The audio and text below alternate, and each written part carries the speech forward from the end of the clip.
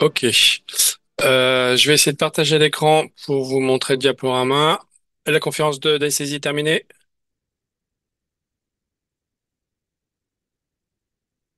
Ok, je suis pas en train d'interrompre. Ok. Alors, on va essayer de pas vous montrer les réponses qu'il y a derrière.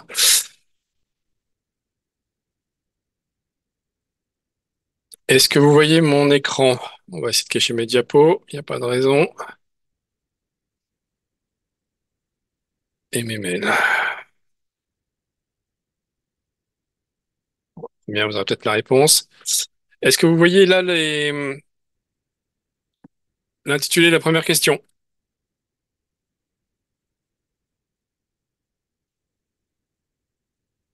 Ok, parfait. Donc là, l'idée, c'est de vous faire entre 15 et 20 QCM, j'ai compté tout à l'heure, mais je ne me rappelle plus du chiffre, sur la thérapeutique, et essayer un petit peu de l'orienter de façon relativement précise et pratique. C'est une thématique je vous reverrai plus spécifiquement d'ici les EDN. Donc, vous pouvez vous baser sur le cours que j'avais fait en DevGSM 3 qui doit être sur Crystolink, parce que je le fais toujours, où les principales informations sont référencées dans un PowerPoint. Mais là, on va essayer de le présenter de façon un petit peu plus interactive.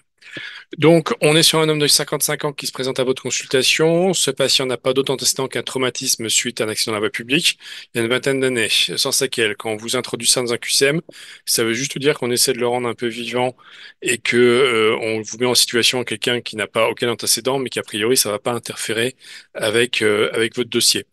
Les facteurs de risque n'ont pas été évalués récemment et ne seront pas aux convocations de médecine du travail. Ça veut dire donc patient qui n'a pas de suivi médical et donc, on n'a pas d'idée de ces facteurs de risque cardiovasculaires en particulier récents. Examen clinique sans particularité, il est fumeur. 55 ans, si ça fait 30 ans qu'il fume, on peut quand même être sur du 15-20 paquets année, hein. Ça devient quand même significatif largement. Vous mesurez la pression artérielle de votre patient à plusieurs reprises et aux deux bras et qui retrouve une pression à 150 sur 95 en moyenne. Donc, en elle-même, cette simple consultation, cette simple mesure, même si vous l'avez répétée un jour J, ne définit pas une hypertension artérielle. Il faut une mesure complémentaire qui pourrait historiquement être, on fait revenir quelqu'un plusieurs semaines après, qui peut être aussi le fait de prendre une mesure en ambulatoire, que ce soit par de la MAPA, soit par une automesure. L'automesure ayant plutôt les faveurs actuellement par rapport à la MAPA, parce qu'elle est censée être un petit peu plus euh, représentative de la vraie vie des gens et il y a moins d'aspect stress que un boîtier à porter en permanence. Quoi qu'il en soit, cette mesure ambulatoire confirme le diagnostic d'hypertension artérielle. Donc, vous décidez de prescrire un inhibiteur calcique. C'est une des quatre classes qui sont recommandées en première intention, hein, qui sont donc les thiazidiques, les IEC, les antagonistes récepteurs de l'angiotensine 2 et les inhibiteurs calciques périphériques, on va dire, qui n'ont pas d'effet cardiotrope négatif. Et vous faites votre ordonnance et votre patient s'interroge sur le fait que, en plus du nom commercial du médicament, par exemple, à tout hasard, Amlor, vous avez indiqué la dénomination commune internationale, à savoir amlodipine. Concernant les prescriptions au DCI, donc le QCM en fait porte là-dessus, quelles affirmations sont exactes? Est-ce que cette fait de prescrire en DCI va réduire le risque d'erreurs médicamenteuses liées à des prescriptions redondantes? Est-ce que ça améliore la sécurité lors des voyages à l'étranger? Est-ce que ça réduit l'acceptation des génériques par les patients? Est-ce que c'est obligatoire en France? Est-ce qu'on peut compléter cette DCI par le nom commercial d'un médicament? Je vous laisse vous mouiller.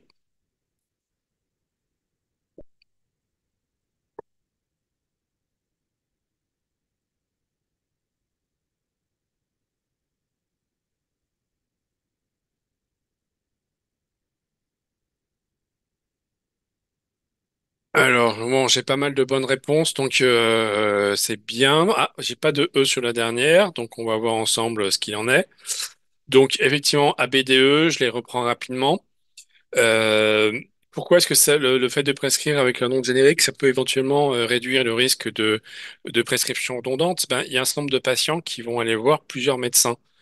qui n'ont pas qu'un seul médecin. On peut très bien envisager certains patients qui vont voir le médecin généraliste. Il a une ordonnance. Il va voir le cardiologue, il a une ordonnance. Il va voir le rhumatologue, il a une ordonnance. Tous ces trois spécialités-là peuvent très bien prescrire de l'aspirine, par exemple. Donc, si il prend, il y a pas, s'il n'y avait pas véritablement d'organisation d'une prise en charge globale du patient et de façon coordonnée, eh bien, vous avez un risque que votre patient euh, prennent trois fois de l'aspirine ou prennent trois fois un anti-inflammatoire, par exemple, avec des prescripteurs différents et avec des noms de molécules différentes. Le fait, pour des médicaments communs en tout cas, des médicaments courants, de prescrire sous forme de DCI, donc avec un nom qui pourrait être le même, réduit le risque que le patient il prenne plusieurs fois la même molécule d'une ordonnance différente, simplement parce qu'il aurait un nom commercial qui serait pas le même. Donc effectivement, les génériques, ça réduit le risque de prescription redondante.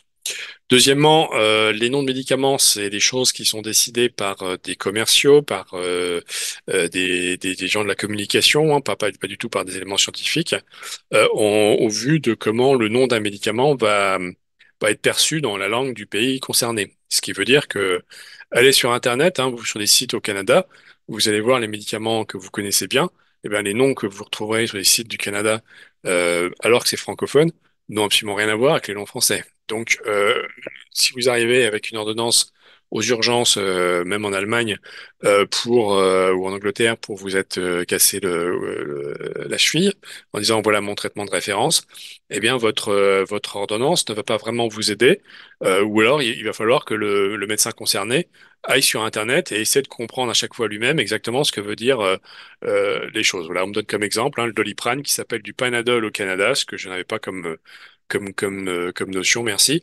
Mais voilà, donc ça montre bien que l'avantage d'une ordonnance écrite en DCI, ça veut dire qu'amlodipine, c'est quelque chose qui va être compris forcément par tout médecin. Ça s'appelle une dénomination commune internationale. Le nom international est tout à fait valide.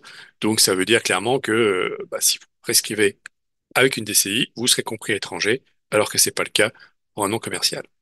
Est-ce que ça réduit l'acceptation des génériques par les patients? Ben non, au contraire, le fait de prescrire sous le nom de la DCI, qui est très souvent le nom du générique, augmente l'acceptation par les patients. Donc la C, c'était plutôt l'inverse.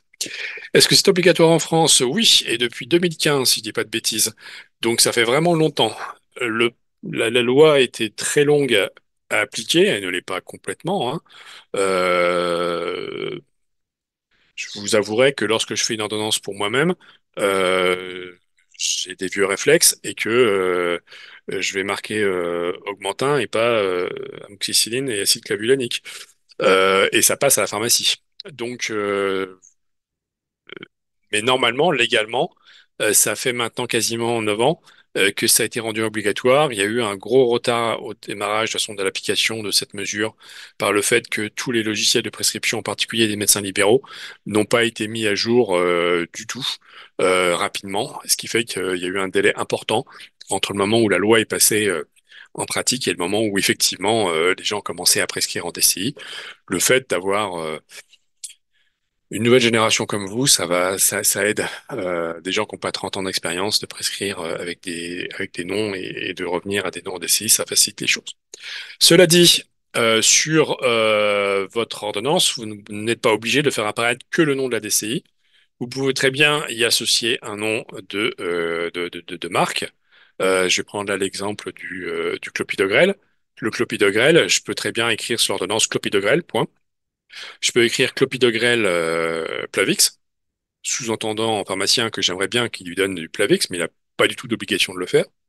Et puis, je peux même aussi mettre un nom de générique, hein, je peux mettre clopidogrel Biogarant.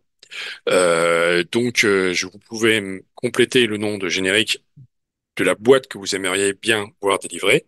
C'est absolument pas une garantie pour le patient qui se fera effectivement délivrer la molécule concernée et pas un autre générique ou un générique d'une autre marque. Enfin, vous avez parfaitement en droit de compléter la DCI par des informations sur un nom commercial derrière. Ça, c'est possible. Alors, deuxième question. Je vais pas essayer de pas vous montrer mon raté, de pas vous montrer les réponses quand même que vous réfléchissiez un peu. Votre patient vous demande s'il est possible qu'il ne reçoive pas à la pharmacie la molécule d'un grand laboratoire industriel que vous lui avez prescrite. Donc, imaginons qu'on a prescrit Amlor, amlodipine, mais un générique. Qu'est-ce que vous répondez sur le principe de substitution? Alors, le prescripteur peut, pour tout médicament, indiquer non substituable sur l'ordonnance pour que le pharmacien ne puisse pas délivrer de générique. Un prescripteur peut s'opposer à la substitution lorsque le patient est polymédiqué. Il peut s'opposer à la substitution pour les médicaments en marge thérapeutique étroite lorsque le patient est stable. Il peut s'opposer à la substitution lorsqu'il existe une contre-indication formelle et démontrée à un excipient à effet notoire. Il peut s'opposer à la substitution lorsque le patient a plus de 75 ans. Alors là, c'est beaucoup plus hétérogène, alors que donc vous n'étiez pas exactement les yeux rivés sur l'écran pour voir ce que j'avais déjà montré. Alors, en pratique, la loi a changé il y a plusieurs années maintenant. On avait historiquement un cadre réglementaire qui était que euh, on pouvait écrire effectivement non substituable. Ça, c'est l'ancienne loi, donc il ne s'applique plus, où on nous demandait de marquer non substituable en toutes lettres, non pas NS, mais non substituable, et à chaque ligne de l'ordonnance que l'on ne souhaitait pas voir substituée, histoire de réduire un peu l'application pratique de cette démarche. Et le médecin était parfaitement en droit d'inscrire non substituable à tout médicament. Je pouvais très bien dire que je donnais pas de l'Amlor et mettre non substituable en face, alors qu'il y a des génériques qui peuvent parfaitement faire le travail, mais c'était mon choix ou ma discussion. Donc, ça, ce n'est plus le cadre réglementaire actuel. Il y a une nouvelle loi qui est sortie il y a 3 ou 4 ans qui réduit de manière assez drastique les règles ou les situations où on ne peut plus, on peut s'opposer à la substitution et on ne peut plus s'opposer à la substitution que dans 3 cadres spécifiques. Le premier, c'est les enfants, je crois, de moins de 6 ans, je ne dis pas de bêtises, mais je suis pas sûr sur l'âge inférieur. Deuxième situation, on peut s'opposer à la substitution lorsqu'on est sur des médicaments dits à marge thérapeutique étroite, lorsque le patient est stabilisé. Quand généralement vous avez un QCM comme ça où on cherche vraiment à vous préciser le cadre exactement précis de quoi il parle, c'est quand même une indication de se dire que la réponse C, elle a quand même une tête de vraie réponse. Si je vous ai rajouté lorsque le patient est stabilisé, c'est pour éviter les débats. Donc, et c'est aussi ce qui est dans le texte réglementaire. Donc en pratique, c'est quoi les médicaments à marge thérapeutique étroite? En pratique, c'est surtout les hormones thyroïdiennes substitutives et les antiépileptiques, c'est-à-dire des médicaments où la marge thérapeutique, où on va être efficace et bien toléré, est relativement étroite, et que si on augmente un petit peu la posologie, on va passer en toxicité. Si on va être posologie tout petit peu inférieure, on va être inefficace. Donc ces médicaments où en gros, il faut essayer d'avoir une concentration dans le sang qui soit aussi stable que possible, une fois que le patient est stable, c'est-à-dire qu'il a trouvé la dose d'hormones thyroïdiennes substitutives qu'il lui faut, eh bien ce patient-là, ça a tout à fait un sens de se dire, on va pas essayer de lui mettre un médicament qui est un générique, on verra les petites différences qu'il peut y avoir entre les deux, et où donc je garantis pas que je vais être exactement dans la même concentration sanguine, il peut y avoir une marge d'erreur possible. Donc là, on a le droit de s'opposer à la substitution. Deuxième situation et troisième situation au total, c'est lorsqu'il y a une contre-indication formelle et non démontrée à un excipient à effet notoire. Un médicament, c'est à la fois une molécule active, l'amlodipine dans le cas dont je vous parle, mais l'amlodipine, ça fait pas un comprimé en soi. Donc il y a d'autres choses qui sont présentes à l'intérieur du comprimé ou à l'intérieur de la gélule. Ça peut être des excipients, ça peut être par exemple du lactose. Le lactose, il y a des gens qui le tolèrent mal. Il y a d'autres excipients, on peut aussi avoir des effets indésirables aux excipients. Et donc, le texte réglementaire, la loi, a prévu que si vous avez une contre-indication formelle à un excipient à effet connu, à effet notoire, le médecin peut s'opposer à la substitution. Vous notez quand même qu'il y a le mot démontré qui est dans la phrase, c'est-à-dire que c'est pas simplement du déclaratif du patient ou c'est pas simplement du ressenti du médecin. Il faut que effectivement il y ait une preuve d'apporter. À ma connaissance, il n'y a pas de décret qui soit sorti qui vous indiquerait de manière restrictive quelles sont les façons de démontrer le lien entre les symptômes et l'excipient qui sont, c'est ce que je suis en train d'expliquer. Donc voilà, la question arrive. En pratique, sur un plan purement médical, effectivement, c'est surtout aussi, par exemple, la nature des symptômes. C'est-à-dire que si dans les comprimés, où dans les gélules, il y a du lactose. Le lactose, ça peut être mal toléré sur un plan digestif. Un patient qui n'a jamais de trouble digestif, on commence à le mettre sous un traitement avec une molécule qui inclut du lactose. Là, potentiellement, on peut faire le lien. Tandis que, donc, ça sera plutôt sur la chronologie.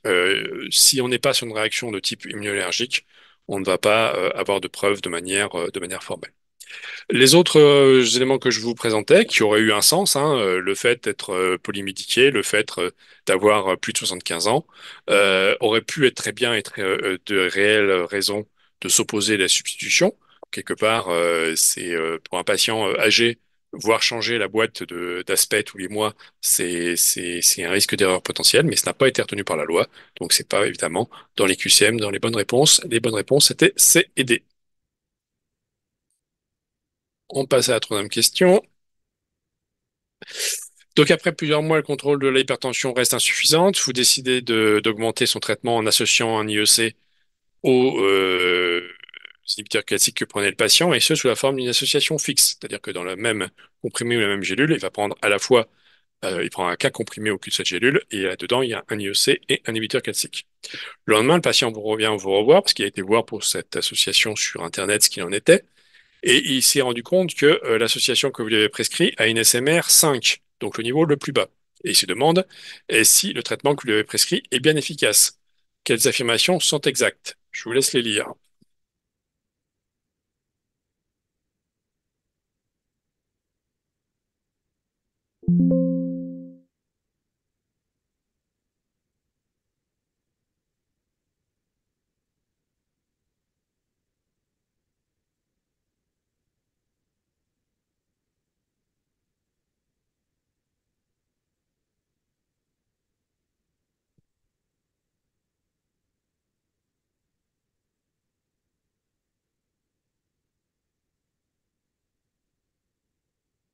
Bon, les réponses sont bonnes. Je suis d'accord. ABD. Donc, en principe, hein, je vous rappelle que l'amélioration du service médical rendu, c'est un élément. En gros, la haute autorité de santé, et en particulier la commission de transparence, vont évaluer deux choses pour un médicament. Le service médical rendu, c'est-à-dire quel est, on y reviendra, et quelle est l'amélioration de santé qui est apportée au patient par la prise du médicament de façon absolue, c'est-à-dire je donne de l'Amlor, ben, je vais améliorer l'attention des patients, ils feront moins d'AVC, hein, les inhibiteurs calciques sont une classe thérapeutique qui a démontré qu'ils réduisait le nombre d'AVC chez les patients hypertendus, donc il y a un service médical qui est rendu. La notion d'ASMR, c'est différent parce qu'il y a le A devant, qui est l'amélioration du service médical rendu. C'est-à-dire qu'on n'est pas dans quel est l'effet absolu du médicament, mais quel est le plus que mon traitement apporte par rapport à tout ce qui existe déjà. C'est-à-dire, mon traitement que je prescris ici, c'est l'association d'un IEC et d'un inhibiteur calcique. En termes d'efficacité, je ne vais rien apporter de plus qu'à la prise d'un des deux médicaments séparés. Il y a un confort pour le patient qui peut-être permet d'améliorer son observance, mais sur un plan efficacité, il ne va pas y avoir de différence que de prendre les deux autres médicaments de façon séparée. Donc, en termes d'amélioration du service médical rendu, prendre une association n'améliore pas la santé du patient, et donc c'est logique que le patient, que la molécule ait reçu une ASMR 5. Mais le fait que le patient ait reçu une ASMR 5, ça n'implique pas que la molécule soit insuffisamment active, ça veut juste dire que par rapport à ce qui existe déjà, c'est pas un progrès. Effectivement, c'est de l'ordre du confort ou de la facilité de vie. Une ASMR 5 signifie que le médicament considéré n'améliore pas le service médical rendu par rapport aux molécules existantes, c'est ce que je viens de vous expliquer. Ça signifie que l'efficacité du médicament est insuffisante? Non. Des médicaments d'ASMR5 peuvent être tout à fait efficaces. C'est le cas des génériques. Ils font pas mieux que ce qui existe déjà. Effectivement, les génériques ont une ASMR5. Par définition, ce sont des copies d'un médicament Princeps qui existe déjà. Donc, ils ne peuvent pas faire mieux qu'un médicament Princeps. C'est une copie. Et donc, s'ils obtiennent une ASMR5, la conséquence directe, c'est que pour avoir le droit d'être remboursé, il va falloir être moins cher. Et si vous êtes moins cher, pour la Sécu, au moins vous apportez un plus, même sur un plan médical, ce n'est pas un progrès, d'où cet AMR5. Et l'attribution d'une ASMR est donnée à un médicament est définitive. Non, ce sont des notions qui sont revues régulièrement, théoriquement tous les 5 ans. Il peut y avoir des nouvelles prescriptions qui surviennent, qui font que de nouvelles molécules disponibles qui sont commercialisées, qui font que bah, le positionnement d'une molécule dans une stratégie change et que donc il faille potentiellement revoir le niveau d'ASMR. Donc ce n'est pas quelque chose de définitif, ni le SMR ni l'ASMR ne sont définitifs. Le SMR, il est possible qu'il y ait des nouvelles informations médicales qui sortent, qui font qu'il va falloir revoir les infos que l'on a. On passe au quatrième QCM qui est justement est sur le SMR. Le patient vous demande de préciser ce qu'est le SMR, parce qu'il s'intéressait à ça du coup. Sur le SMR, qu'est-ce qui est exact? On a plusieurs niveaux de SMR, important, modéré, faible ou insuffisant. Le SMR permet d'améliorer le bien fondé de rembourser un médicament par l'assurance maladie. Le SMR est fixé par la NSM. Le SMR est fixé par la commission de transparence de la chaise. Donc, du coup, a priori, c'est C ou D et pas les deux. Et un SMR insuffisant entraîne le non-remboursement du médicament.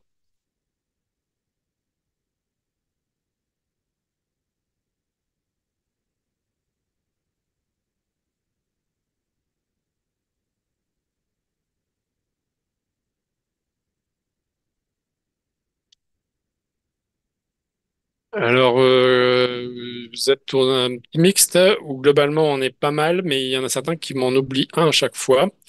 Donc oui, il y a 4 niveaux de service médical rendu, qui va de insuffisant, faible, modéré et important. Souvent, c'est marqué majeur ou important, mais c'est normalement le même groupe. Le SMR sert à déterminer le niveau de remboursement. C'est-à-dire qu'en fonction du remboursement, en fonction du niveau de SMR qu'obtient la molécule, on va pouvoir, quand c'est important, potentiellement la rembourser à 100%. 65% pour modéré, non, pardon, c'est 70% pour important, c'est 30% pour modéré, 15% pour faible et 0 pour insuffisant. 100%, c'est que pour les patients en ALD. En tout cas, le SMR sert à déterminer le niveau de remboursement du médicament, alors que l'ASMR est une des composantes qui rentre dans le calcul du prix du médicament. C'est-à-dire pas le pourcentage auquel il est remboursé, mais le prix auquel il est vendu. Donc totalement, le B est tout à fait vrai. Il sert à apprécier le bien fondé de rembourser un médicament par l'assurance maladie. Il est fixé par son prix est fixé, le SMR est fixé par la NSM, non. La NSM, c'est la structure qui intervient dans la recherche clinique. Il n'est pas impliqué dans l'obtention de l'AMM, mais il n'est pas impliqué dans les aspects financiers. Le SMR est fixé par la Commission de la transparence de la HAS, oui, ça c'est tout à fait vrai. Et un SMR insuffisant entraîne le non-remboursement du médicament. C'est exactement ce que je vous ai expliqué. Donc ça nous sert à déterminer quel est le niveau de remboursement des médicaments. Ensuite, c'est un croc. Une semaine plus tard, votre patient vous signale une dysphagie très récente. Vous observez un gonflement de la lèvre du patient. Quel effet indésirable soupçonnez-vous?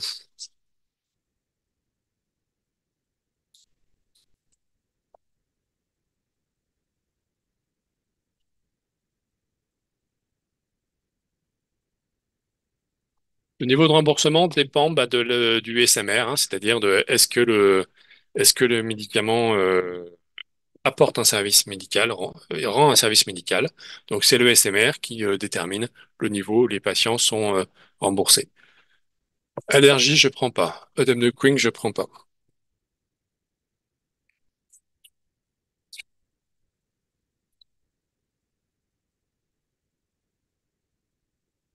Alors pour essayer de vous orienter un petit peu, qu'est-ce qui lui est arrivé à votre malade à la question du dessus? Généralement, c'est un dossier, donc il est censé y avoir une logique des questions. Pour vous orienter un petit peu, on vient d'associer un nouveau traitement. Ou c'est d'HTA? Non. On vient de lui donner un nouveau traitement. Ce nouveau traitement, donc en gros, il a un IEC depuis une semaine et il a un traitement par Amlor depuis des mois. Donc en gros, ce qu'il décrit est un effet indésirable typique qui est un angioedème ou œdème angioneurotique cliniquement, ça ressemble à un œdème de Quincke, sauf que ce n'est pas médié par un effet allergique. Je vous rappelle que les IEC, ça joue sur la voie sur l'enzyme de conversion et donc sur la production d'angiotensine 2, mais ça joue aussi de l'autre côté sur la voie de la bradykinin. Et en gros, on va conduire à une accumulation de bradykinin, une augmentation de la concentration sanguine de bradykinin. Et donc ça entraîne des manifestations qui s'appellent un œdème angioneurotique. C'est typique des IEC, hein, et c'est pas très fréquent, mais c'est quelque chose de potentiellement grave. Donc, faut que vous connaissiez le nom parce que c'est quand même un effet secondaire très très spécifique. Normalement, si vous avez dans la même phrase IEC et lèvres qui gonflent, c'est pas un mécanisme allergique, c'est qu'un mécanisme pharmacologique, hein, parfaitement explicable, mais qui n'est pas lié à un mécanisme allergique, mais lié à une accumulation de bradykinin. Et justement, il y a des spécialistes, hein, mais il y a aussi des tests maintenant qui existent pour essayer de déterminer quel est le mécanisme potentiellement impliqué. C'est plus facile à faire lorsqu'on a une chronologie qui est très évocatrice, comme ici, où ça survient quelques jours après la prise du produit. Mais il y a des formes plus difficiles à interpréter. Votre patient qui est traité depuis des mois ou des années par un IEC et qui va manger des cacahuètes dont il n'a pas l'habitude, ben, c'est pas évident de savoir à quoi il aura réagi, soit un médicament où il y a une réaction tardive, soit une réaction allergique qui serait liée à la prise de cacahuètes. Donc, ça justifie des explorations, hein, et des spécialistes pour ça, pour essayer de déterminer quel est le mécanisme qui est impliqué, parce que quelque part, dans ce que vous allez éliminer, ce que vous allez retirer, c'est très impactant, hein, si ça fait une famille pharmacologique que le patient ne peut pas prendre, on a des alternatives, mais c'est quand même plus gênant. Donc, les spécialistes sont là pour essayer de voir si c'est impliqué ou pas. Donc, retenez, hein, angioedème, c'est un effet indésirable, effectivement, mais ça suffisait pas comme réponse pour avoir les points, et qui est spécifique aux IEC. Normalement, c'est vraiment le médicament le plus fréquent avec qui ça donne ça. Et faut que vous ayez réflexe de dire angioedème si on vous parle de gorge qui gonfle, de fond de gorge qui est gêné, de lèvres qui gonflent suite à une prescription d'un IEC. C'est vraiment ça, il a tout, c'est des effets indésirables spécifiques. Puis les problèmes rénaux. Alors, concernant les effets indésirables suivants, en rapport avec l'une des propriétés pharmacologiques d'un médicament, quelles affirmations sont exactes? Ils sont imprévisibles, lisez bien l'énoncé. Ils sont imprévisibles et par nature inattendus. Ils sont dose dépendants. Ils sont liés à une réaction immunoallergique. Ils surviennent toujours après plusieurs années d'exposition à la molécule. Ils sont le plus souvent identifiés par les essais contrôlés ou les essais post-AMM.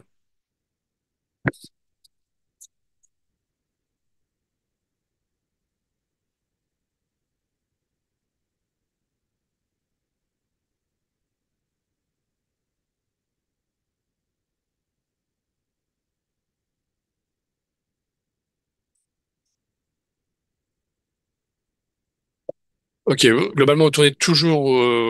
Alors, je sais pas si c'est de la prudence, mais enfin, globalement, vous êtes pas mal en termes de réponses à éviter. Après, en termes de réponses justes, ça dépend un petit peu. Alors, BE, je suis d'accord. Donc, en gros, il y a deux grands mécanismes d'effets indésirables qui peuvent être liés aux médicaments. Vous avez d'un côté des effets indésirables qui sont liés aux propriétés pharmacodynamiques d'un médicament, c'est-à-dire au mode d'action du médicament. Je donne à un patient un bêta-bloquant, la ténormine. Il fait une bradycardie, il fait un malaise. Bah, on sait pourquoi. Ça a joué sur le récepteur bêta 1, on a baissé la tension, on a baissé la fréquence cardiaque et il a fait une perte de connaissance. Et à l'inverse, vous avez nos types d'effets indésirables où les mécanismes sont liés à des propriétés immunoallergiques. Donc là, liés à un mécanisme allergique. Dans un cas, on va avoir une certaine compréhension de la physiopathologie des symptômes parce que c'est lié à un mécanisme que l'on connaît bien. Dans le cas immunoallergique, bah, ça peut être une fois des boutons et ça peut être la fois d'après l'étalement asthmatique ou le choc anaphylactique. Donc, quand vous avez sur un effet indésirable qui est lié aux propriétés pharmacodynamiques du médicament, bah, ceci, vous comprenez la méthodologie, vous comprenez le mécanisme potentiellement impliqué, et donc n'est pas imprévisible. La bradycardie ou l'hypotension sous bêta-bloquant, c'est pas inattendu, c'est pas surprenant. Donc non à A. Ils sont dose dépendants, pas par définition, vu qu'ils ont un effet pharmacodynamique, il y a une relation dose-effet. Donc si vous prenez 10 mg de Xénormine, comme on y arrive, enfin en essayant, 25 mg en tout cas, ou 100 mg, c'est pas la même chose. Ils sont liés à une réaction immunologique? Non, c'est ce que je viens de vous expliquer. Ils surviennent toujours après plusieurs années d'exposition à la molécule? Bien sûr que non. C'est possible, mais pas toujours. Le mot toujours, encore une fois, normalement dans un QCM, ça doit vous attirer l'attention. Il n'est pas là par hasard. Et ils sont le plus souvent identifiés par les essais contrôlés ou les études post-AMM. Là aussi, quand même, le plus souvent, c'est qu'a priori, on veut se protéger des cas historiques ou des cas très très spécifiques. Enfin, les essais cliniques sont capables de dépister la majorité des effets indésirables d'un médicament. On verra lesquels c'est plus compliqué par la suite. Mais globalement, on peut les dépister parce qu'encore une fois, on sait à quoi s'attendre et donc du coup, on va pouvoir identifier facilement les effets indésirables parce qu'on va les rechercher spécifiquement. On passe à la septième question.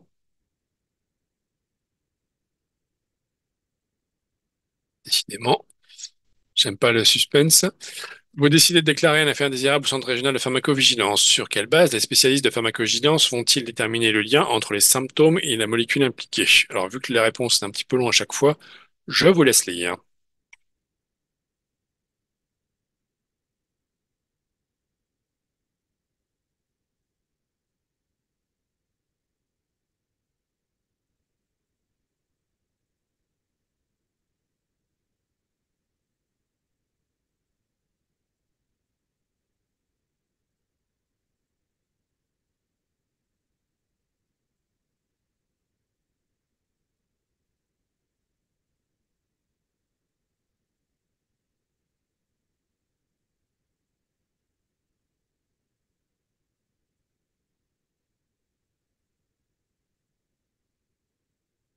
C'est pas mal.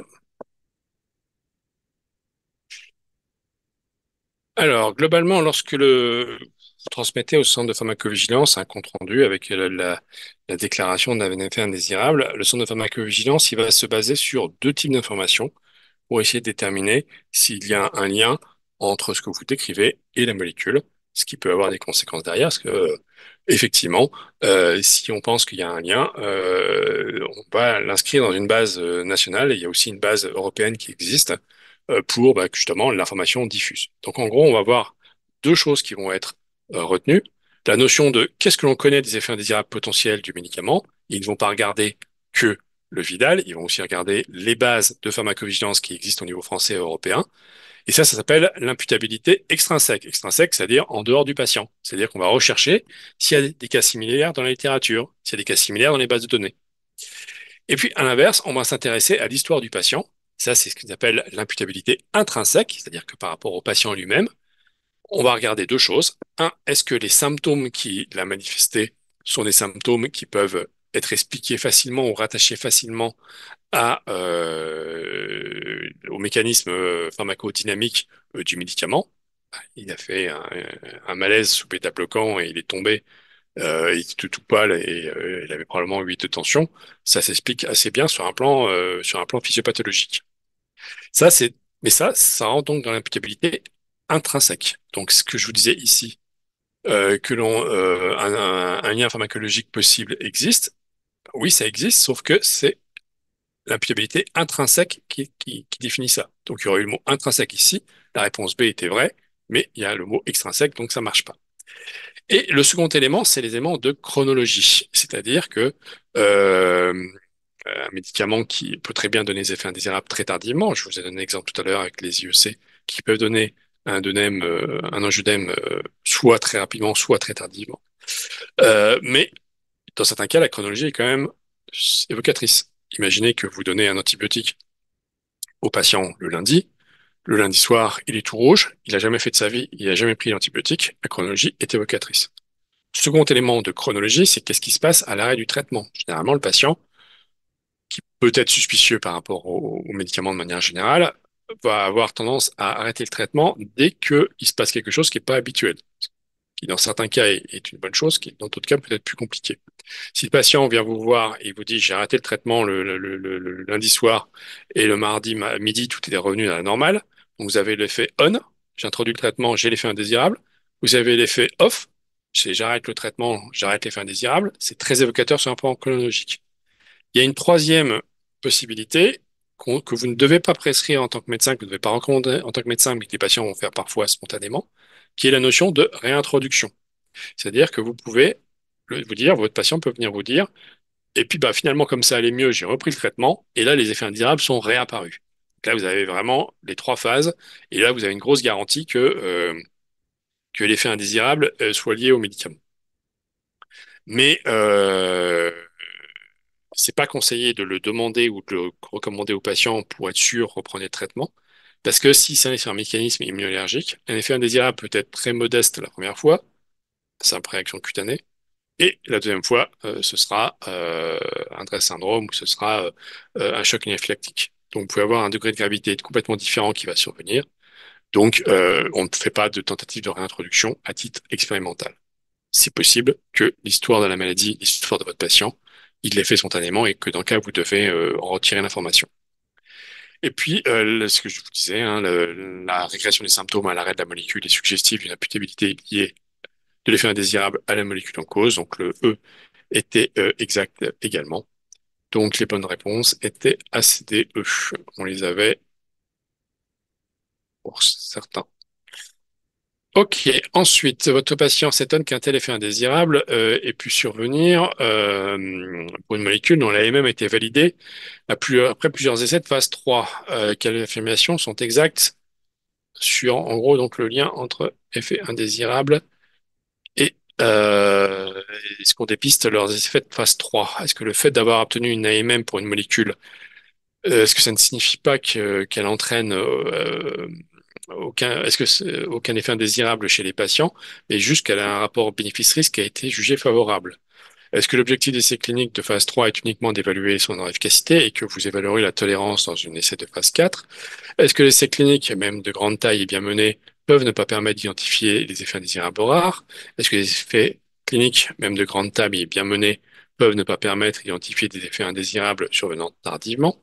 Est-ce que les caractéristiques des patients inclus dans les essais peuvent être sensiblement différentes de celles des essais qui vont recevoir le traitement dans la vraie vie?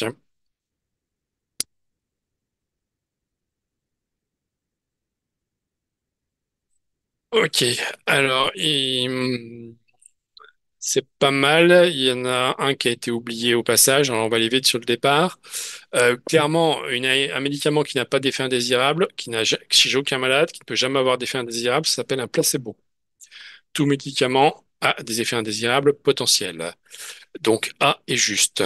Euh, Bien évidemment que les effets indésirables font partie des choses que vous allez chercher à dépister dans cette phase 3.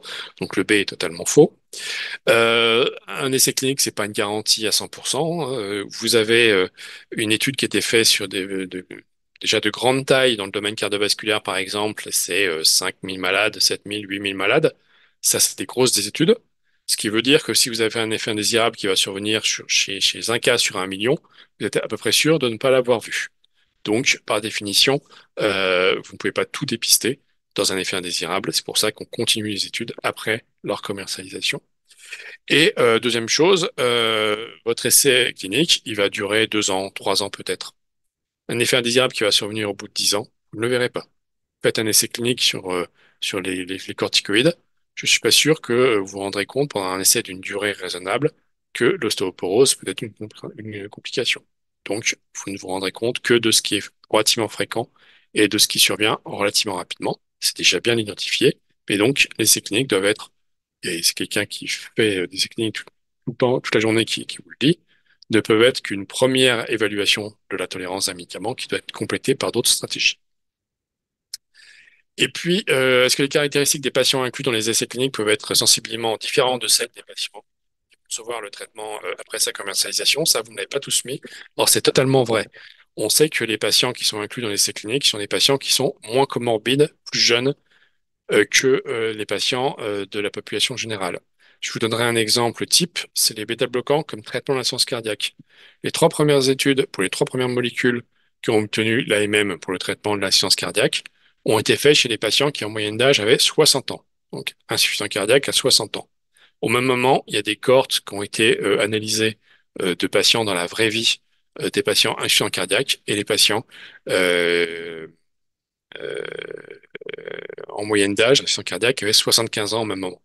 C'est-à-dire que vous aviez la vraie vie, c'était des patients 15 ans plus âgés.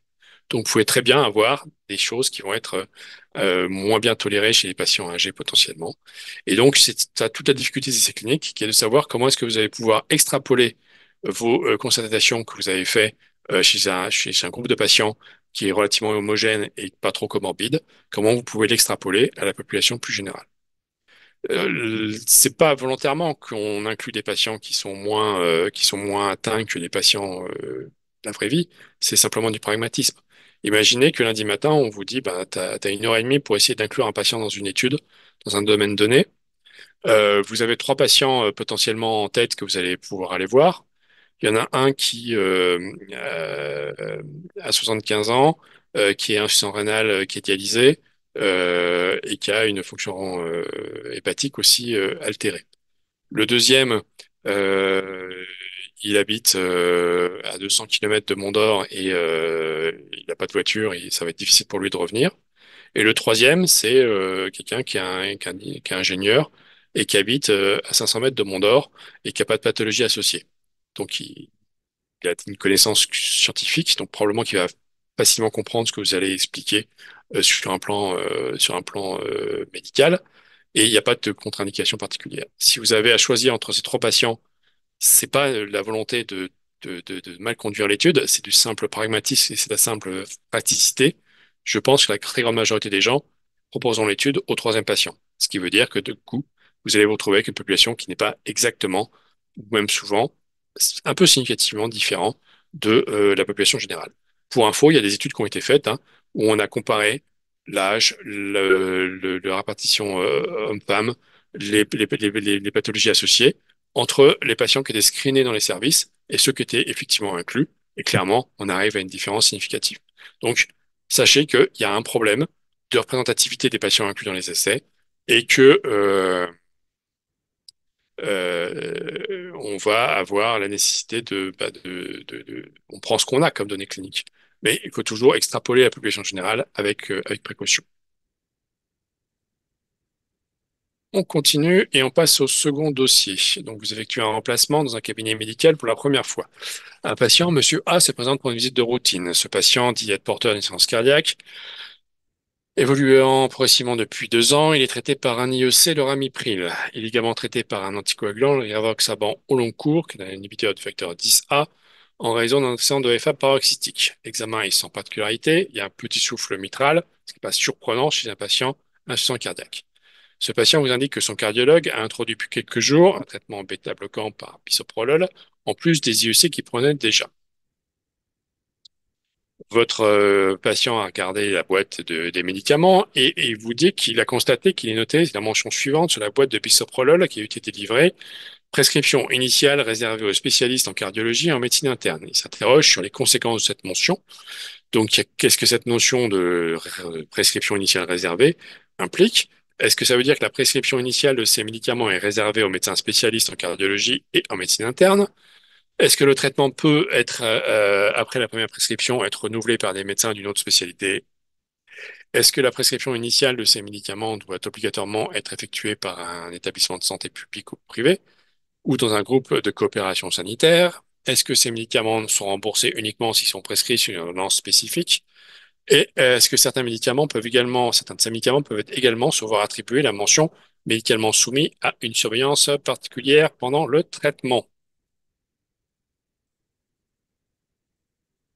Alors, on est assez d'accord sur les réponses. Donc, ce sont effectivement des médicaments.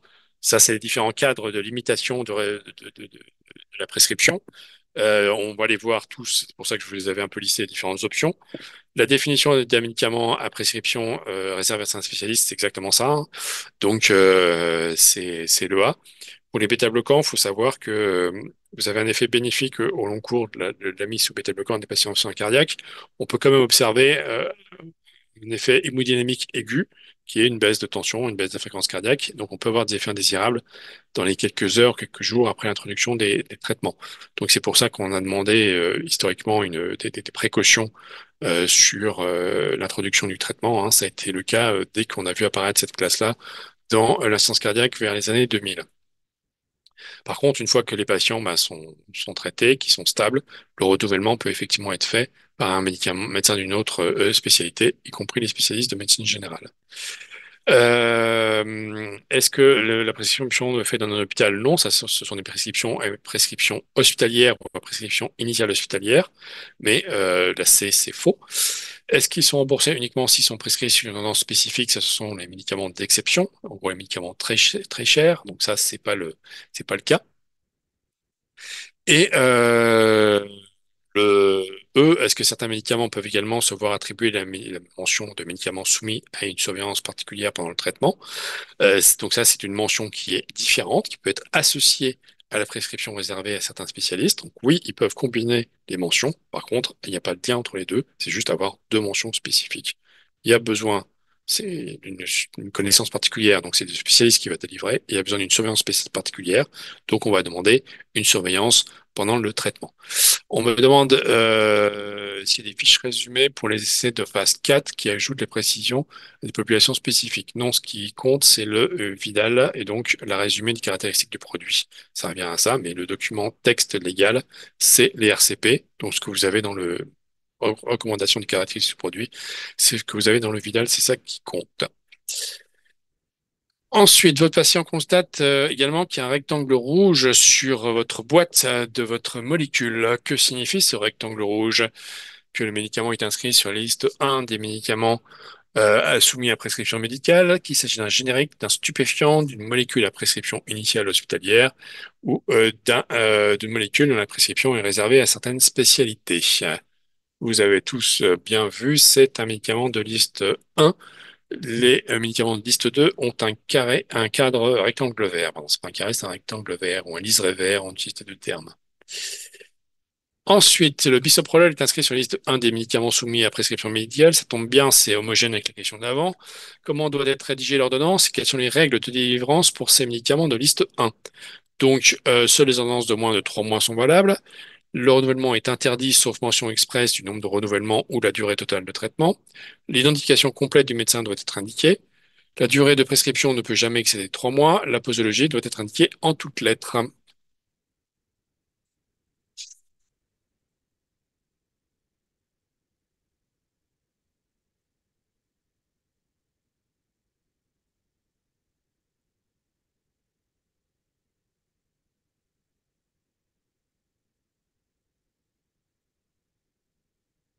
Là, par contre, c'est très, très, très hétérogène. Alors, les règles de prescription de prescription des médicaments sont au programme, hein, je vous rappelle, hein, j'avais vérifié. Donc, écoutez ce que je vais vous dire, parce que c'est la moins bonne question depuis le départ. Donc, on va déjà éliminer tout de suite la notion de prescription en toutes lettres. Ça, c'est réservé aux médicaments qui sont des stupéfiants, pour éviter les risques de fraude. Donc là, c'est faux, c'est caractéristique des stupéfiants. Ensuite, pour ce qui est des médicaments, on a donc deux situations globalement, liste 1, liste 2. Ce qui est commun aux deux cas, c'est que une ordonnance doit avoir moins de 3 mois au moment de sa première présentation pour être valable. Donc la réponse A est juste. Vous vous présentez aujourd'hui avec une ordonnance qui date du 1er janvier, elle n'est plus valable si vous n'avez pas déjà fait une première présentation à un pharmacien et qu'on n'est pas sur un renouvellement. Si c'est une première délivrance, on considère que l'ordonnance a été valable au mois de janvier, c'est valable pendant 3 mois, peut-être qu'elle n'est plus valable médicalement pour vous 6 mois après. Donc une ordonnance présentée 6 mois après, ce n'est pas valable. En termes de renouvellement, donc on a deux situations différentes, la situation liste 1, la situation liste 2. La liste 1, par définition, on part du principe que ce sont les médicaments potentiellement les plus à risque, donc le renouvellement est interdit. C'est-à-dire que le principe général, c'est qu'il n'y aura pas de renouvellement, sauf si vous mentionnez spécifiquement que vous voulez que ce soit possible. Donc c'est de base, il n'y a pas de renouvellement, sauf si vous dites OK. Donc, si vous dites OK, dans ce cas, vous pouvez dire je renouvelle 3 fois. Donc, vous allez avoir la description, la prescription, la délivrance initiale et 3 délivrances par la suite. Vous pouvez dire Renouvelable pendant une durée totale de 1 an. Ça, c'est valable aussi. Vous pouvez dire non renouvelable. Et si vous dites rien, c'est pas renouvelable. La liste 2, à l'inverse, ce sont des médicaments qui sont considérés comme moins euh, un risque. Et donc, on va partir du principe que l'ordonnance va être renouvelable pendant 1 an, sauf si vous y opposez. Donc, si vous faites l'ordonnance, que vous ne mentionnez rien, le patient va pouvoir aller voir son pharmacien tous les mois pendant 1 an et se faire renouveler l'ordonnance. Par contre, vous avez le droit de vous y opposer. Marqué non renouvelable. Donc le principe liste 1, c'est pas de renouvellement sauf si vous l'autorisez. Le principe liste 2, c'est renouvellement automatique sauf si vous y opposez. Et bien évidemment, le C est exact, c'est-à-dire que les diagnostications complètes du médecin doivent être indiquées. Il faut qu'on sache qui fait l'ordonnance. Et une ordonnance doit être produite par un imprimeur dédié. Ça peut pas être un bout de papier que vous avez rédigé. Donc ça, c'est bon. Est-ce qu'on doit obligatoirement préciser la durée de renouvellement? Non, mais du coup, c'est la règle qui va s'associer. C'est-à-dire que si tu précises rien sur une liste 1, l'ordonnance ne sera pas renouvelée. Si tu ne mentionnes rien sur un médicament de liste 2, bah, ça veut dire que le patient pourra être renouvelé alors que peut-être tu n'en avais pas envie. Donc le problème, c'est que si tu ne mentionnes pas la durée de renouvellement sur l'ordonnance, ça veut dire que c'est le cadre réglementaire spécifique qui va s'y appliquer et non pas ce que toi tu pensais plus utile pour ton patient. Alors, ensuite, votre patient vous indique une consultation de suivi, que lors d'une question de suivi, que le pharmacien lui a délivré un générique. Il s'interroge sur cette délivrance d'un générique et l'information sur les génériques sont exactes. Un générique contient toujours le même principe actif que le médicament de référence. Il contient les mêmes excipients que le médicament de référence, on en a parlé tout à l'heure. Le générique, pour avoir le droit d'être commercialisé, doit avoir fait l'objet d'études précliniques de phase 2 et de phase 3 chez un grand nombre de malades, comme pour tout candidat médicament. Les essais de bioéquivalence s'appuient principalement sur la comparaison entre le générique et le médicament princeps de deux paramètres d'exposition au médicament qui sont l'air sous la courbe et la concentration maximale. Et pour conclure à une bioéquivalence entre un générique et un médicament princeps, il faut toujours que l'intervalle de confiance du ratio entre le paramètre pharmacodynamique que je vous ai indiqué juste au-dessus soit compris dans l'intervalle 90 à 111%. C'est pas moi les chiffres, ils sortent de quelque part, en tout cas.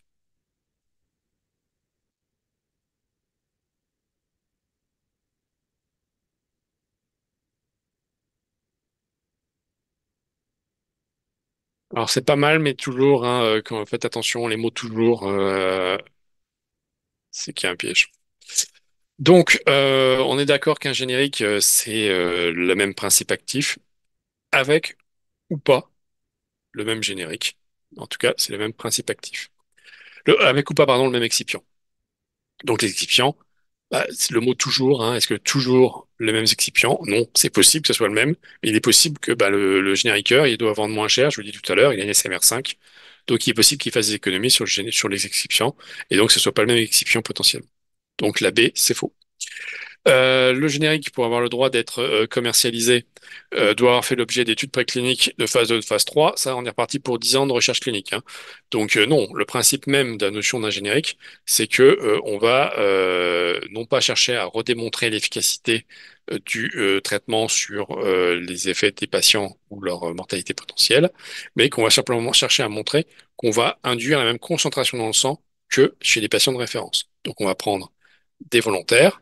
On va leur donner à chacun soit un traitement de référence, soit le générique. On va faire des prises de sang répétées, comme ça qu'on a l'air sous la courbe, et on va vérifier si ben, les valeurs pharmacodynamiques qu'on obtient sont globalement les mêmes ou à peu près à une marge près entre le groupe contrôle et le groupe traitement de référence et le groupe du générique.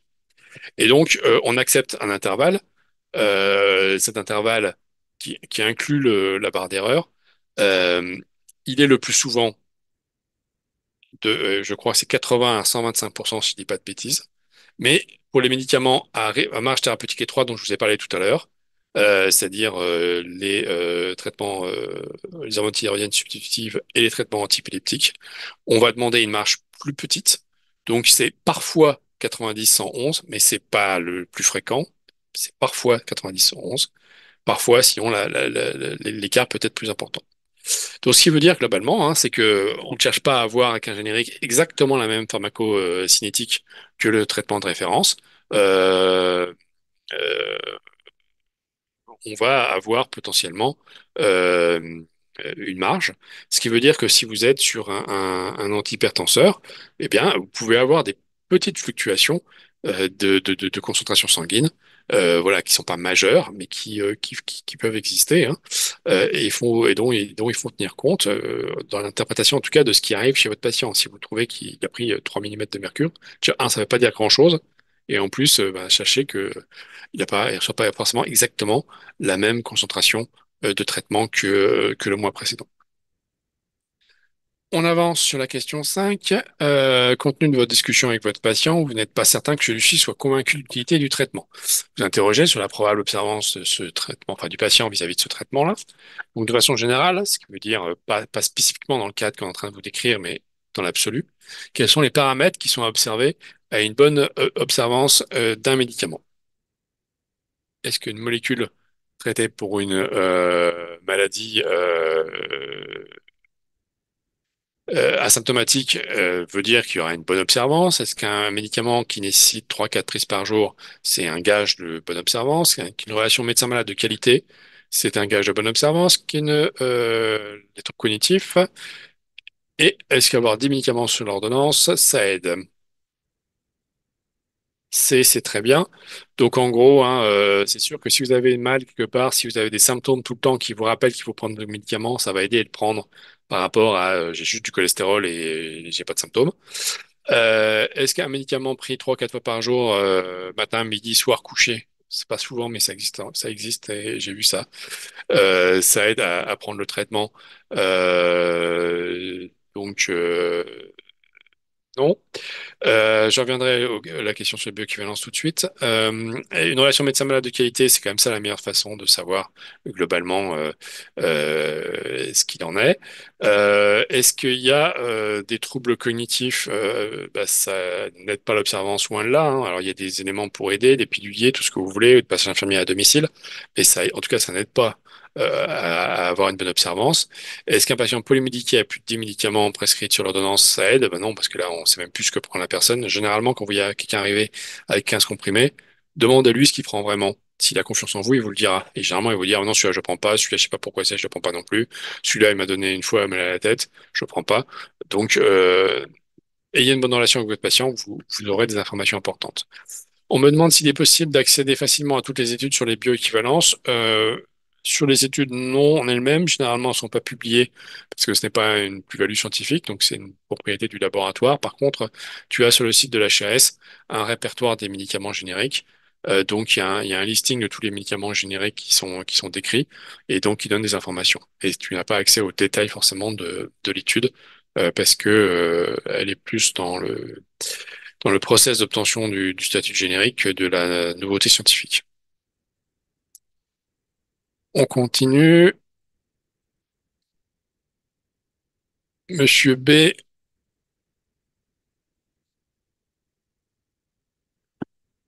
présente des dorsalgies épisodiques. Il souhaiterait pouvoir prendre des anti-inflammatoires en automédication pour éviter de vous déranger à chaque épisode, vu que les symptômes sont toujours les mêmes. De manière générale et indépendamment du cas spécifique de votre patient, donc ce qui veut dire qu'en gros, c'est une question de cours qui ressemble à un QCM. Quelles sont les règles à propos de l'automédication? L'automédication a été conçue pour traiter une maladie pénigne dont le diagnostic peut être réalisé sans consulter son médecin traitant. Les médicaments obtenus en autoprescription doivent être accompagnés d'une notice adaptée à l'automédication et précisant la posologie et la durée du traitement. Les médicaments obtenus en autoprescription pourront être remboursés par la Sécu de la même façon que pour les médicaments obtenus sur mesure. Sur ordonnance, pardon. L'automédication n'est pas recommandée pour les patients en cardiaque chronique. Certains médicaments, pardon, prévus pour l'automédication ne peuvent être obtenus qu'après conseil du pharmacien.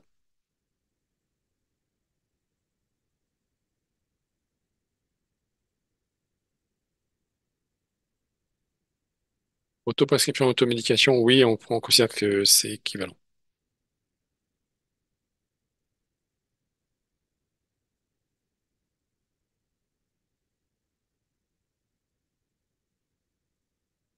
Alors, on n'est peut-être pas complètement d'accord sur le A en particulier, alors que le A, c'est la définition, hein. En fait, il faut considérer que l'automédication, il y a deux automédications. Vous avez l'automédication structurée qui est faite dans un cadre d'une relation médecin-malade de qualité et qui est anticipée. C'est ça dont je vous parle ici. Et vous avez l'automédication. J'ai un peu mal à la gorge. Il reste un peu d'antibiotiques au fond de la pharmacie qu'on avait prescrit à mon neveu il y a 2 ans. Et je vais le prendre pour voir si ça donne, si ça fait quelque chose. Ça, c'est l'automédication anarchique. Et ça, c'est à combattre. Par contre, l'automédication encadrée est encouragée par les autorités de santé dans un cadre spécifique, dans un cadre anticipé pour traiter des maladies bénignes. On va faire de l'automédication pour le cancer, mais pour quelque chose que le patient connaît comme symptôme, qu'il a déjà eu, pour lequel il peut faire lui-même le diagnostic et pour lequel vous allez pouvoir lui donner à l'avance la conduite à tenir. Allez prendre, chercher tel médicament, vous traitez pendant une semaine. Si au bout d'une semaine ça passe pas, vous venez me voir et on fera autre chose. Donc on est censé être dans la collaboration avec le médecin en ne le voyant pas, mais en ayant anticipé les choses et non pas dans quelque chose qu'on fait dans son dos. Donc la A est vrai, c'est la définition. La B, les médicaments obtenus en autoprescription doivent être accompagnés d'une notice adaptée à l'automédication en précisant posologie et durée du traitement. Ben oui, le patient il va se retrouver tout seul, c'est-à-dire qu'il a vu le pharmacien, c'est vrai, mais il n'a pas le médecin pour lui poser des questions. Donc il faut qu'il ait un support papier, qu'il ait une notice qui soit adaptée au fait qu'il va le prendre tout seul. Donc regardez quand vous prendrez ce type de traitement à la pharmacie, lisez le mode d'emploi, mais si vous connaissez ce que c'est, ça vous montrera que vous allez sur quelque chose qui est censé être extrêmement pédagogique. Les médicaments obtenus en autoprescription pourront être remboursés par la Sécu. Ben non, c'est bien ça l'intérêt pour la collectivité, c'est qu'ils ne sont pas remboursés. Donc ce n'est pas de prescription, pas de remboursement. L'automédication n'est pas recommandée pour les patients en insuffisance cardiaque. Oui, c'est marqué spécifiquement dans les recommandations de prise en charge des patients en insuffisance cardiaque, en particulier parce que vous avez un risque d'interaction plus importante, en particulier sur la fonction rénale. Tout ce qui est anti-inflammatoire, tout ce qui est antiagrément plaquettaire, enfin tout ce qui est aspirine, peut avoir des effets sur la fonction rénale vu les médicaments qu'ils prennent, hein. Dans le guide de prise en charge des patients en insuffisance cardiaque, il est explicitement marqué qu'ils ne doivent pas pratiquer d'automédication. Et est-ce que certains médicaments prévus pour l'automédication ne peuvent être obtenus qu'après conseil du pharmacien? C'est exact. En fait, vous avez deux types de médicaments d'automédication. Vous avez ceux qui sont en libre accès chez les pharmaciens que vous pouvez prendre vous-même. Et puis, il y en avait d'autres qui ne nécessitent pas une délivrance par un médecin, qui ne nécessitent pas une ordonnance, mais qui nécessitent d'un moins que vous discutiez avec le pharmacien, que ce soit lui qui vous donne quelque chose qu'en tant que professionnel de santé, même s'il n'est pas médecin, lui paraît adapté. Donc, ils sont en automédication, mais sur conseil d'un pharmacien. Donc, vous avez quand même à l'intérieur de l'automédication deux classes. Une où on doit demander l'avis du pharmacien, l'autre où on n'a pas besoin de le demander. On prend soi-même, on paye et c'est fini. Excusez-moi, juste pour la A, en fait, le mot, je comprends pas comment on peut dire que ça peut traiter la maladie, parce qu'en général, quand même, l'automédication, c'est plus pour les symptômes, c'est pas pour traiter la maladie.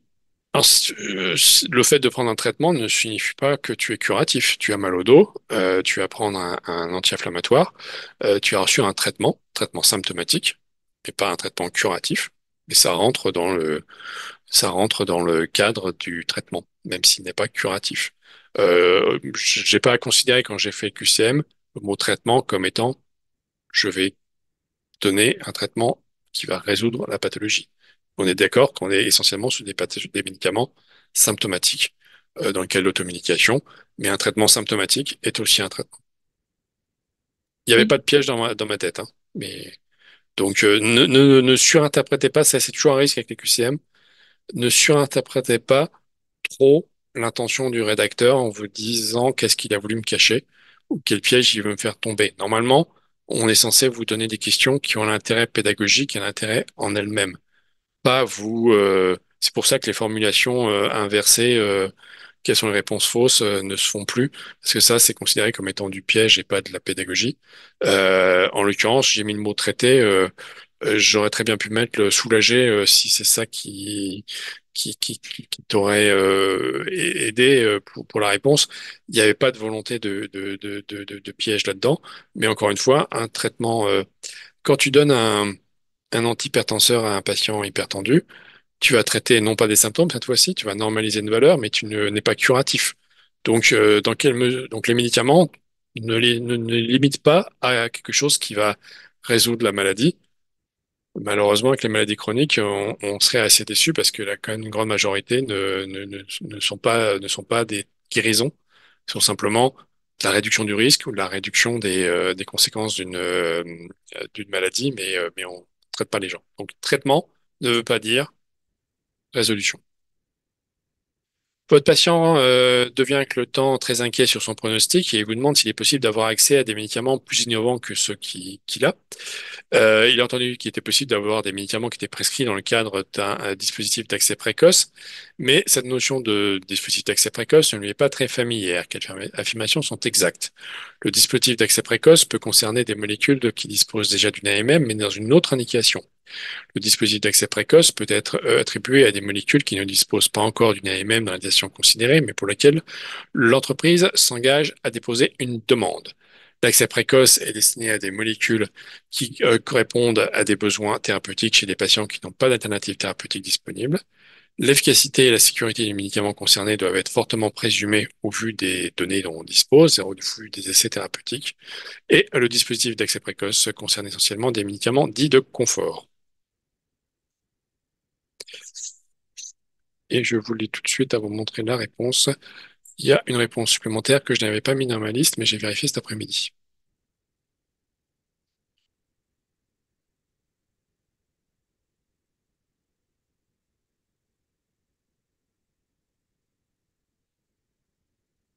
Alors c'est sur celui-ci d'ailleurs que porte le débat. Donc la A est juste, j'ai été vérifié sur le site de la l'HAS cet après-midi. Donc en gros, retenez que les ATU, les RTU, ça n'existe plus depuis 3 ou 4 ans, je pense maintenant. Parce qu'il y avait trop de systèmes, de sous-systèmes qui existaient. Il y avait plus d'une dizaine de systèmes différents, parce qu'il n'y avait pas que ATU, RTU, il y avait des sous-ATU, enfin, c'est pas le terme. Il y avait des formes spécifiques d'ATU, des formes spécifiques de RTU. Ça devenait très complexe. Donc au final, tout ça, ça a été transformé en un nouveau système qui se fait par Internet, par un portail informatique dédié. Et il y a deux cadres qui existent maintenant. Vous avez l'accès précoce et l'aspect compassionnel. L'accès précoce, il est conçu pour des médicaments qui sont en train d'être en développement, pour lequel peut-être on a une phase 2 qui est très convaincante, mais on n'a pas encore la phase 3. Pas de bol, on est en train de parler d'une maladie où les patients meurent en un an. Donc on n'a pas le temps d'attendre la phase 3 pour ces malades-là. Ils sont décédés si on attend 3 ans. On est sur une maladie grave, par définition, c'est bien ce que je veux dire. Et en plus, il n'y a pas d'alternative thérapeutique, c'est-à-dire qu'il n'y a pas vraiment d'autres options qui permettraient de résoudre le problème. Donc, l'accès précoce est destiné à des molécules qui répondent à des besoins chez les patients. Il n'y a pas d'alternative thérapeutique. Donc, l'accès est juste. L'efficacité et la sécurité du médicament concerné peuvent être fortement présumées. Oui, on va quand même pas donner des médicaments au hasard. Il faut qu'on ait des arguments pour dire qu'a priori ça va marcher et qu'on n'a pas encore complètement précisé le rapport bénéfice-risque. Et que chez ce malade spécifique que j'ai devant moi, eh bien, le rapport bénéfice-risque l'emporte sur la prudence, vu son pronostic à court terme.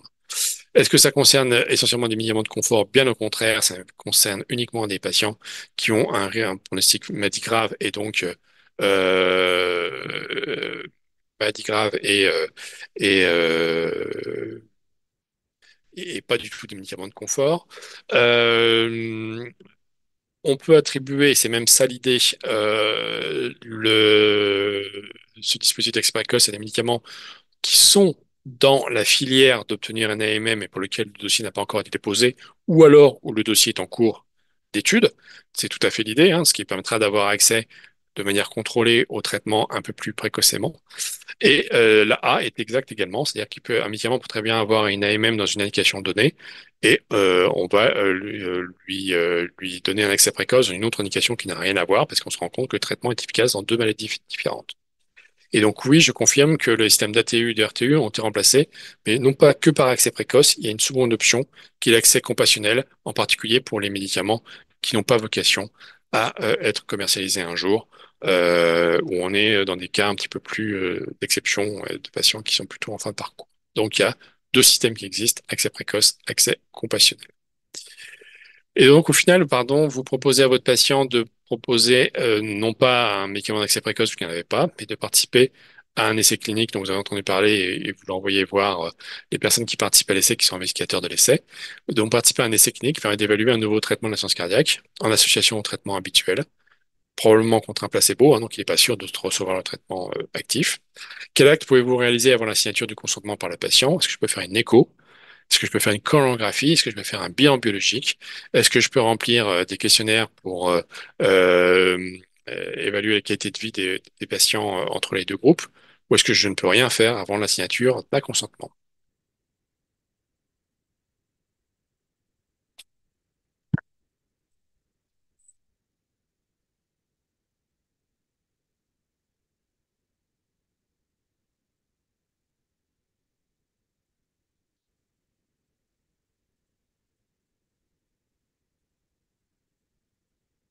Oui, dans une essai clinique, hein, tout nécessite l'autorisation et l'accord du patient, donc il signe un consentement et après on peut discuter. Mais pas de possibilité de faire quelque chose au patient qui n'est pas dans le cadre du soin avant qu'il n'ait donné son accord par écrit, ce qui s'appelle le consentement. Et là, je vous ai mis deux questions à choix multiples, à choix très multiples même, où vous suivez un patient qui a 54 ans, qui a des facteurs de risque cardiovasculaire, tabac, cholestérol, antécédents familiaux, et qui vient d'être hospitalisé pour un syndrome coronarien aigu. Son traitement sorti contient des bêta-bloquants. Parmi les médicaments, les paramètres suivants, je vous demande trois éléments principaux qui vous permettent à aider à suivre l'évaluation de l'observance de votre patient en pratique courante. S'il y a le mot pratique courante, c'est pas par hasard.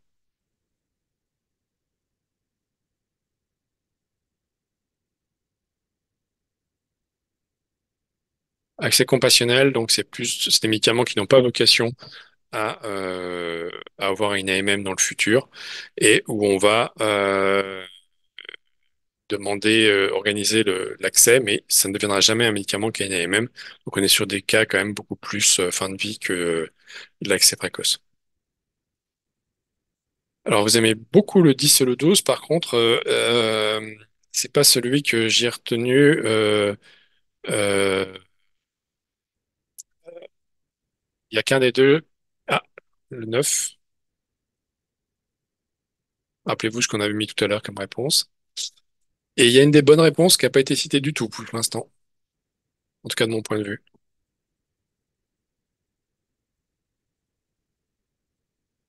Donc l'idée, c'est d'essayer de voir chez un patient à qui on introduit un médicament qui est quand même pas par hasard un bêta-bloquant, 50 mg, et un bêta-bloquant un peu cogné, de voir est-ce que le patient prend son traitement ou pas. Euh, euh, donc, les éléments que moi j'attendais comme bonne réponse, le un vient d'arriver, c'est bien. Par contre, le 13, vous l'aviez mis, la mesure de la fréquence cardiaque maximale à l'effort. Oui, effectivement, elle serait limitée. Sauf que s'il faut faire une épreuve d'effort chez tout le monde pour savoir s'il prend leur traitement, en pratique courante, c'est pas très réalisable. Donc, sur un plan pratique, oui, on se rendrait compte qu'il est sous bêta-bloquant probablement. C'est-à-dire quelqu'un qui serait limité à 110 alors qu'il est en train de faire un effort important. Ça veut dire clairement dire qu'il est logiquement bêta-bloqué. Sauf que c'est pas pratique à faire. Donc, en pratique courante, c'est pas possible. Donc, la 13, je la retiens pas à cause de ça. La 10, l'analyse de la réponse au traitement, malheureusement, le fait de prendre son traitement, c'est qu'un des composants de la réponse. Et un patient va pouvoir s'aggraver alors qu'il prend son traitement correctement. Donc, il va y avoir un effet du fait qu'il prend le traitement ou pas sur la réponse au traitement, mais par contre, ça ne permettra pas de savoir s'il prend son traitement ou pas. Donc, ce que moi j'avais retenu comme bonne réponse, c'était le 9, hein, je l'ai déjà dit tout à l'heure, hein, une discussion ouverte avec le patient. Ne lui demandez pas est-ce que vous prenez votre traitement ou pas, parce que là, ça vous générer la bonne réponse qui va être oui, bien sûr, docteur. Euh, mais demandez-lui plutôt est-ce que vous avez du mal à prendre votre traitement? Est-ce que c'est difficile pour vous? Est-ce qu'il vous arrive d'oublier? Est-ce qu'il vous arrive de prendre le traitement que vous devez prendre normalement avant le petit déjeuner, le prendre en milieu de matinée parce que vous vous rendez compte que là vous oubliez? Donc, proposez les questions non pas de façon frontale, non pas de façon je juge, mais de façon de relation médecin-malade et de façon un petit peu plus détournée. Et là, vous aurez un meilleur taux de réponse et une meilleure probabilité. Donc la 9 au moins était exacte. La 1, je vous ai donné un bêta-bloquant. Si votre patient, il a toujours 75 battements par minute à chaque consultation et qu'à la visite où il va venir se présenter, il va se retrouver avec 55 battements par minute après, clairement, c'est qu'il y a quelque chose qui va pas. Donc normalement, vous attendez que quelqu'un qui vous a introduit un bêta-bloquant qui va devenir plus lent, plus bradycarde. Normalement, il perd 10-15 battements par minute. Si c'est pas le cas, c'est quand même très étonnant. Le patient qui vous a dit qu'il a pris 50 mg de ténormine 4 heures avant et qui a 75 battements par minute, je suis étonné, s'il est sinusal en tout cas. Et puis, un élément aussi important, c'est à quelle fréquence il vient renouveler ses ordonnances. Vous pouvez très bien dire, si vous avez un doute, bah, vous allez me revenir me voir tous les 3 mois. Je vous délivre l'ordonnance, prescription limitée à 3 mois. Si vous le revoyez un an après et que vous êtes le seul médecin qui lui fait des ordonnances, c'est qu'il y a un problème aussi parce qu'il n'a pas pu avoir accès au traitement de toute façon. Donc, la fréquence où le patient vient vous demander de renouveler son ordonnance est un élément qui peut vous servir pour déterminer si le patient est observant ou s'il ne l'est pas. Et le dernier QCM que j'avais pour vous, qui est aussi un QCM à un grand nombre de réponses importants, on peut jamais faire un dosage. Alors ça, c'est une question intéressante. Ça se fait dans la recherche clinique. Pendant très longtemps, ça a été considéré comme étant un élément pas éthique. C'est-à-dire que faire un dosage, ça veut dire que on ne croit pas le patient. Si on fait un dosage alors que le patient vous dit, oui, docteur, je prends mon traitement, ça veut dire que je ne le crois pas, je ne crois pas ce qu'il me dit, et je vais essayer de me prouver qu'il a tort ou qu'il ment. Donc c'est quand même difficile. Pendant très longtemps, donc c'était quelque chose qui aurait été considéré comme étant limite sur un plan éthique. En plus, personnellement, je ne sais pas dans le cadre du traitement de ville où est-ce que je peux demander à faire un dosage d'un bêta-bloquant. Dans un laboratoire de recherche, oui. Dans le laboratoire du laboratoire qui vend la molécule, oui. Mais ça se fait pas au laboratoire du coin. Donc, sur un plan pratique, c'est quand même compliqué.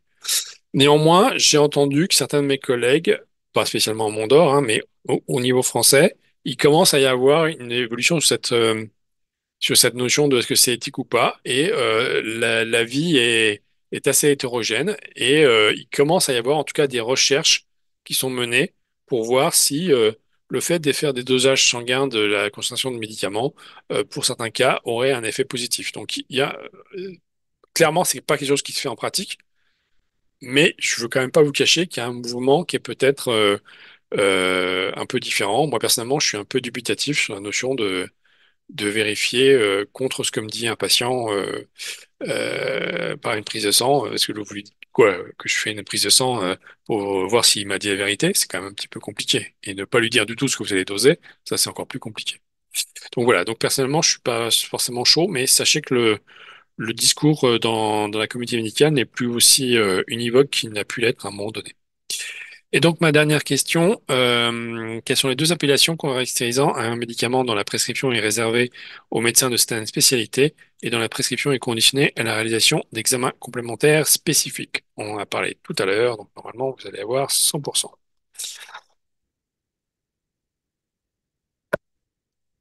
Indépendamment du fait que j'avais un petit peu bêtement montré mes réponses, la réponse 4 et 5 est parfaitement exacte. Donc, médicaments à prescription réservés à des médecins spécialistes et médicaments nécessitant une surveillance particulière. On en a parlé tout à l'heure, c'était déjà ça. Voilà, bah, c'est ce que j'avais préparé. Je vous remercie. Et puis, alors,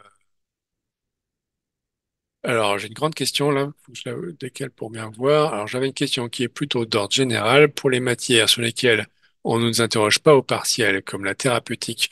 Alors, on t'a interrogé en thérapeutique, c'était en DFGSM3. C'est moi qui suis responsable de l'UE, mais comme on voulait pas surcharger les 4e, 5e années, l'enseignement de la thérapeutique est descendu en DFGSM3 pour pour éviter de vous charger trop les années suivantes. Ça a été discuté avec les enseignants, mais on vous dit bien au moment où on fait ces 10 heures de cours en DFGSM3 que on vous les redonnera pas d'ici les EDN ou ECN à l'époque. C'était pour éviter de trop surcharger la 4e, 5e, 6e année. Donc vous ne considérez pas spécialement que vous êtes censé avoir fait le collège de votre côté. Oui, ce que je viens de vous raconter sur la prescription des médicaments, tout ça, c'est dans un diaporama à moi qui est sur Crystolink. Et j'ai fait le cours au DFSM3 il y a pas plus de, il y a moins d'un mois. Donc, il doit être sur Crystolink. Je peux vous le faire remettre si vous voulez, si vous n'y avez pas accès spécifiquement. Mais ces items ont été presque traités, mais ils ont été traités il y a quelques temps parce que bah, on peut pas vous faire tout dans les derniers mois. Voilà. Bah écoutez, bon week-end, bonne soirée et bon courage et à bientôt. Au revoir.